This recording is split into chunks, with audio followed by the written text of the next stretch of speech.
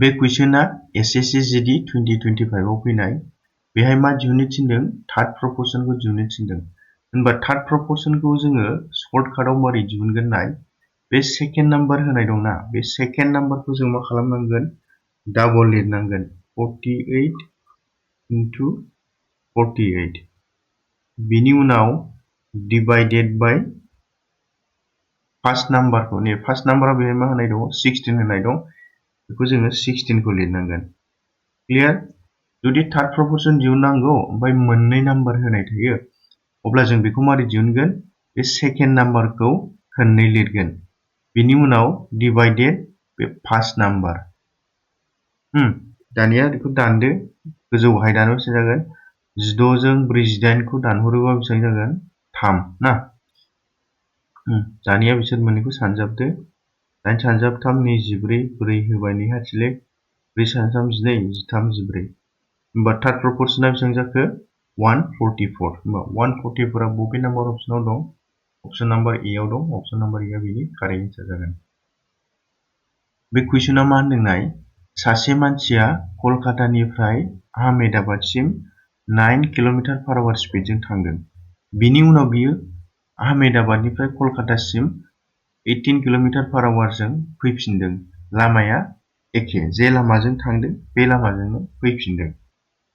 अब्ला बे मानसिनि एभारेज स्पिडआ बेसेबां जागोन जों बेखौ दिहुननांगौ बेखौ साननायनि सिगां मोनसे कनसेप्ट खोन्थानि बेनो जाबाय मा जुदि सासे मानसि बा मोनसे बास बा मोनसे ट्राकआ हमबाय नैबे पइन्टनिफ्राय ए निफ्राय जुदि बी सिम थाङो बिनि उनाव बियो बी निफ्राय ए सिम फैफिनो थारमाने मा थांनाय डिस्टेन्स आरो फैनाय डिस्टेन्सआ एखे जायो अब्ला बिनि एभारेज स्पिडआ मा जागोन बिनि एभारेज स्पिड इज इक्वल टु मा जागोन 2s1 into s2 divided by s1 plus s2 s1 मानि मा थांनायनि स्पिड s2 मानि मा फैनायनि स्पिड होमबा नाय जोंना बे कुइसनाव नैबेहाय होनाय दंखायो थ्रु द सेम रुट होदों थारमाने मा जे लामाजों थांदों बे लामाजोंनो फैफिनदों थारमाने मा डिस्टेन्सआ सेम जाबाय ना बा डिस्टेन्सआ सेम जाबायबा जोंहा एभारेज स्पिड दिहुननांगौ बा एभारेज स्पिड दिहुननांगौबा जोङो बे फर्मुलाखौ बाहायनोसै होमबा नायदो 2 into s1 थांनाय स्पिडआ जोंना बेहाय बेसेबां होनाय दङ 9 होमबा जों बेहाय s1 नि जायगायाव 9 खौ लिरनोसै बिनि उनाव into s2 फैनाय स्पिडआ बेसेबां 18 होमबा जों बेहाय 18 खौ लिरनोसै डिवाइडेड बाय s1 नि जायगायाव 9 प्लस s2 नि जायगायाव बेसेबां 18 2 9 18 बिसोर मोननैखौ दाजाबा बेसेबां जागोन 7 नै 27 जागोन दानिया जुदि नैबे 9 जों 27 खौ दानहरोबा बेसेबां जागोन 3 बे 3 जों 18 खौ दानहरोबा बेसेबां जागोन 6 बा गोजौआव मा थाखो 2 आरो 6 थाबाय बा बिसोर मोननैखौ सानजाबोबा बेसेबां जागोन 12 बा जों एभारेज स्पिडखौ बेसेबां मोनखो 12 km/h होमबा नायदो बियो बबे नाम्बार अपशनाव दङ अपशन नाम्बार बी आव दङ अपशन नाम्बार बी आ कारेक्ट एन्सार जागोन बिनि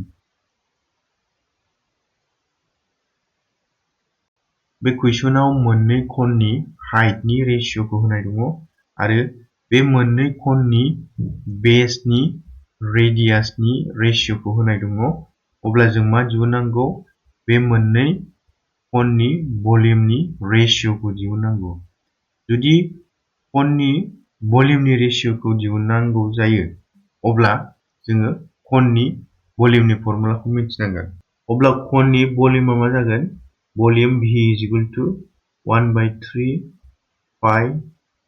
r square into h बेहाय r आ मा रेडियास आरो h आ मा हाइट होनबा जोङो फार्स्टनिखौ V1 लानोसै भलिउम 1 सेकेन्डनिखौ मा लागोन V2 बा V1 आव फर्मुला बायदि मा जागोन 1/3 pi दं 5 r1 square h1 थिग बेबायदिनो गाहायावबो 1/3 पाइ r2 नि स्कुवेर इनटु h2 होमबा बेहाय नाय ओमफ्राय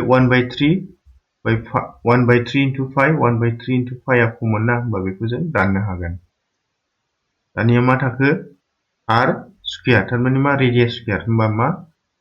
फार्स्ट कननि रेडियासआ मा होनाय दं बेहाय 1 होनाय दं होमबा जोङो बेहाय मा लिरगोन 1 स्कुवेर इनटु फार्स्ट कननि हाइटआ बेसेबां कुइसनाव बेसेबां होनाय दं 4 होनाय दं ओंखायनो मा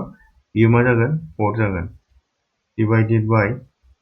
r2 स्कुवेर r2 आ मा कन 2 नि रेडियासआ बेसेबां 2 होनाय दङ होमबा बे 2 स्कुवेर इनटु हाइटआ बेसेबां जागोन कन 2 ना 3 होनाय दङ ओंखायनो बेहाय मा जागोन मा 3 जागोन होमबा नाय बेयो मा 1 स्कुवेर माने मा 1 इनटु 4 4 होमबा बे 2 स्कुवेर मा जागोन 4 इनटु 3 दं 3 होमबा बे 4 जों 4 खौ दानबाय होमबा रेशियोआ मा फैखो 1:3 फैगोन ना बा बेयो बबे नाम्बार अपसनाव दं अपसन नाम्बार बि आव दं अपसन नाम्बार बि आ बिनि मा जागोन कारेक्ट एन्सार जागोन।